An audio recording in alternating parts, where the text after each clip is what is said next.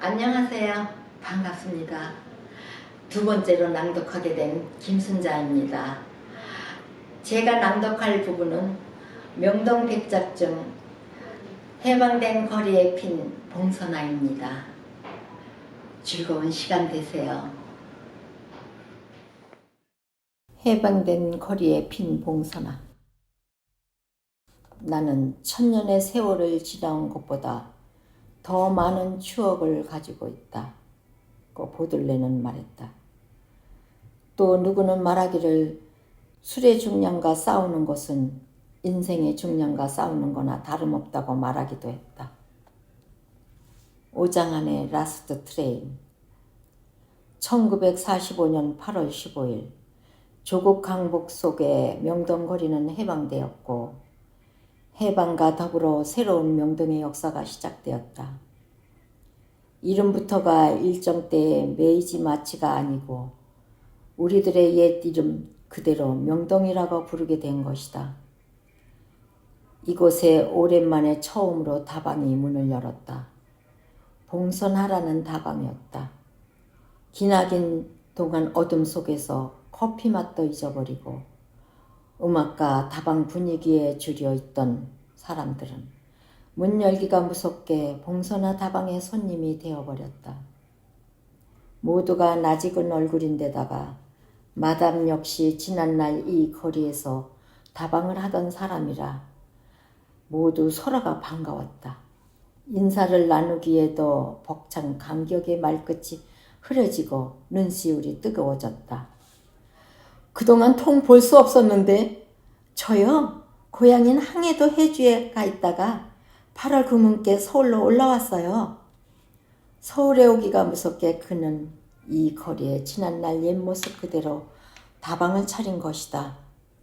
다방 이름은 을의 외국의 멋진 이름과 지명을 따라 불러야만 격을 갖추고 손님의 기분을 돋울 수 있다는 게 통례로 되어 온 것인데 봉선화라는 이름은 어딘가 어색하고도 촌스러워 어느 친구가 봉선화? 너무 소녀적인데? 마담은 무슨 생각해서 봉선화가 했는지 알고 싶습니다.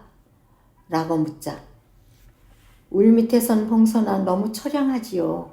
하지만 해방된 명동거리에 봉선화가 보고 싶어서 저는 저대로 붙인 거예요. 마담이 웃고 나서 오늘은 첫날이고 또 처음 만나보게 된 날이라 제가 서비스 하겠어요. 마음 놓고 즐기세요.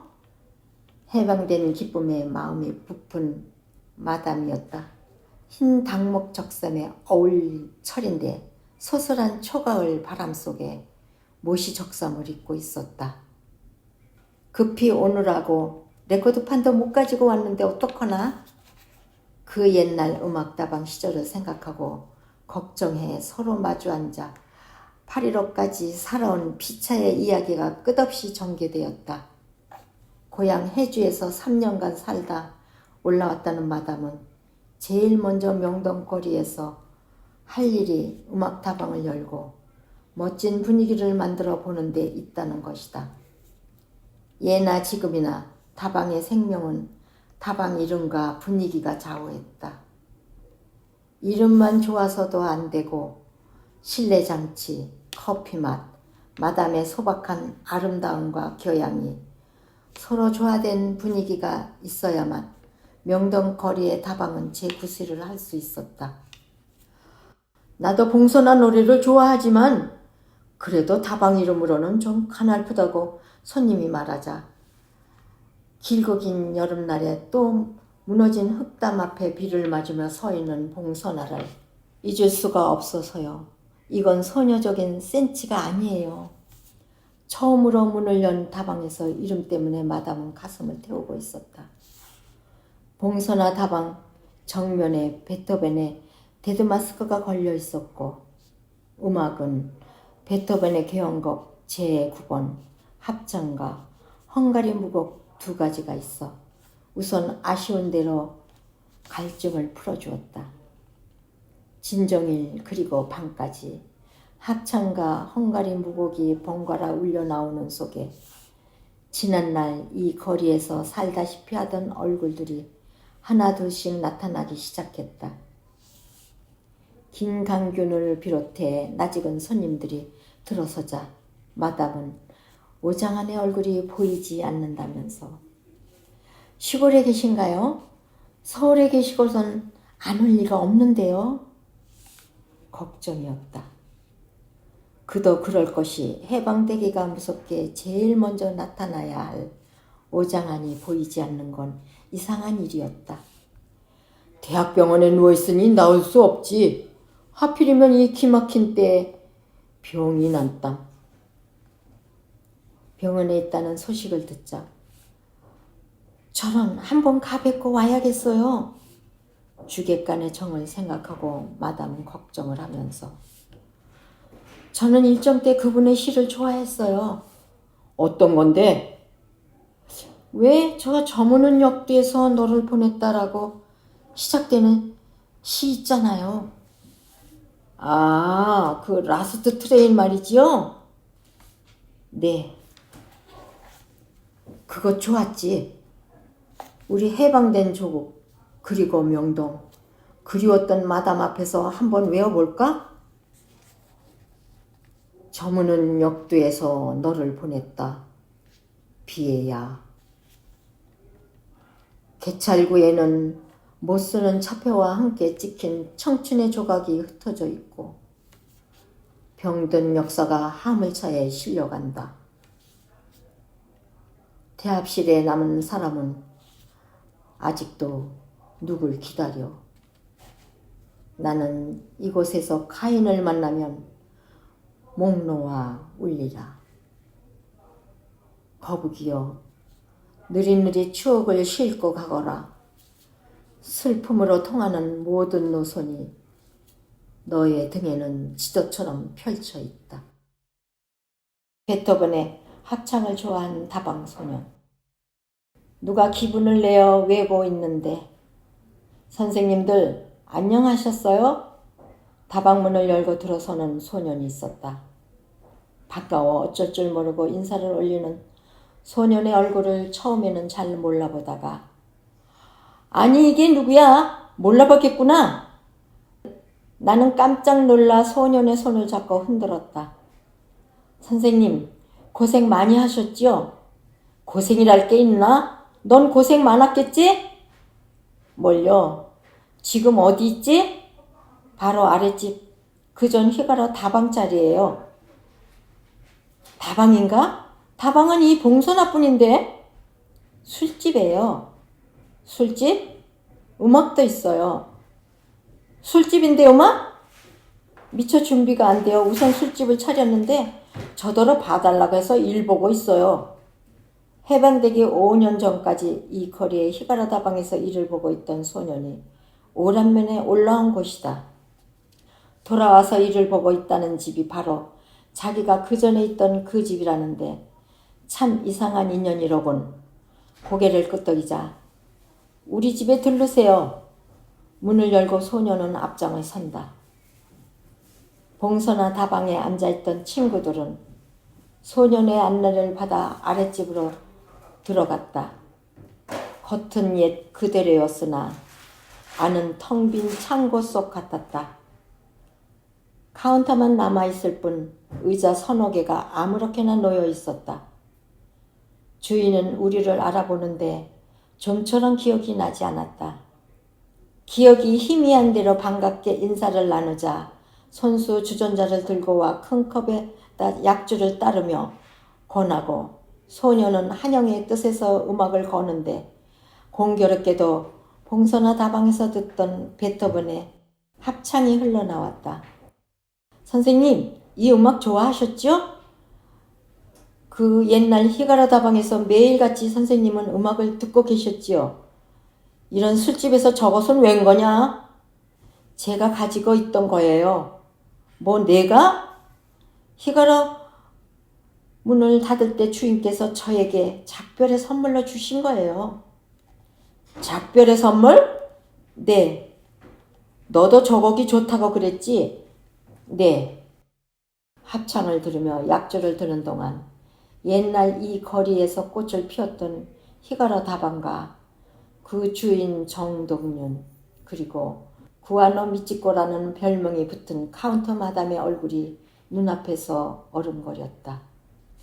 이 바쁜 때에 다방이 뭐요?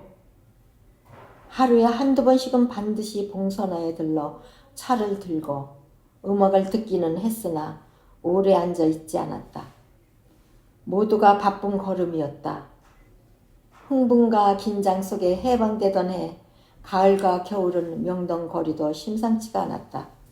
봉선화에서 차를 들고 다시 아랫집 히가로 자리 술집에서 술을 마시는 것도 바쁘기만 하다는 표정들이었다. 이러던 어느 날 타임이라는 별명을 가진 홍기택이 후리후리한 키에 심각한 표정으로 나타났다.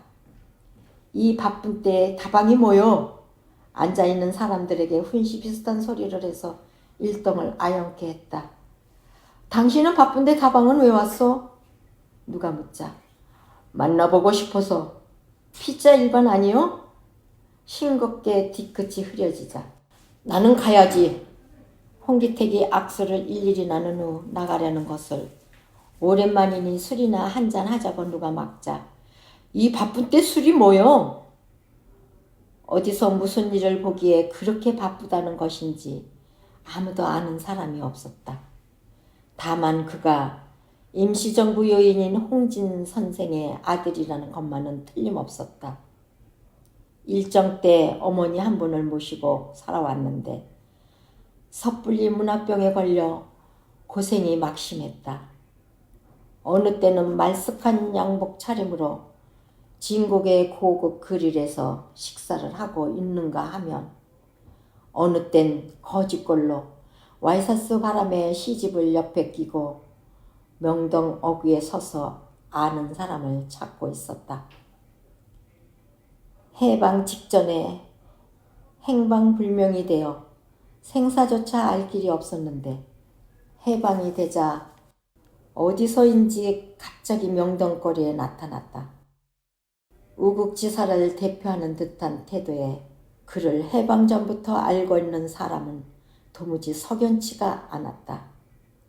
아버지께서 말끝마다 아버지를 들추는 바람에 비로소 그의 아버지가 한국한 임시정부 요인인 홍진 선생님을 알게 되었다. 그렇다면 아버지 일 때문에 바쁜지도 모르는 일이라 생각되나 뼈 없이 좋은 사람이라 도리어 아버지 이름 아래 욕되게 하지 않을까 걱정도 되었다. 또 헬멧을 쓰고 나온 것이 이채였다. 그때만 해도 고급 모자로 치던 헬멧. 그것도 새 것을 쓰고 긴 얼굴로 봉선화에 나타났으니 단연 색다른 존재이기도 했다. 봉선화가 뭐야? 너무 감상적이야. 다방 이름은 홍기택도 불만이어서 투덜댔으나 마담은 미소를 띄울 뿐 아무런 말도 하지 않았다. 10월달도 지나고 겨울로 접어드는 철인데 홍기택은 헬멧을 그대로 쓰고 있었다. 철도 지났는데 벗지 그래? 말하면 꼭 여름철에만 쓰라는 법이 어딨어? 아무 때나 마음에 들면 쓰는 거지. 큰 기침을 해가며 떠벌려 사람을 웃겼다.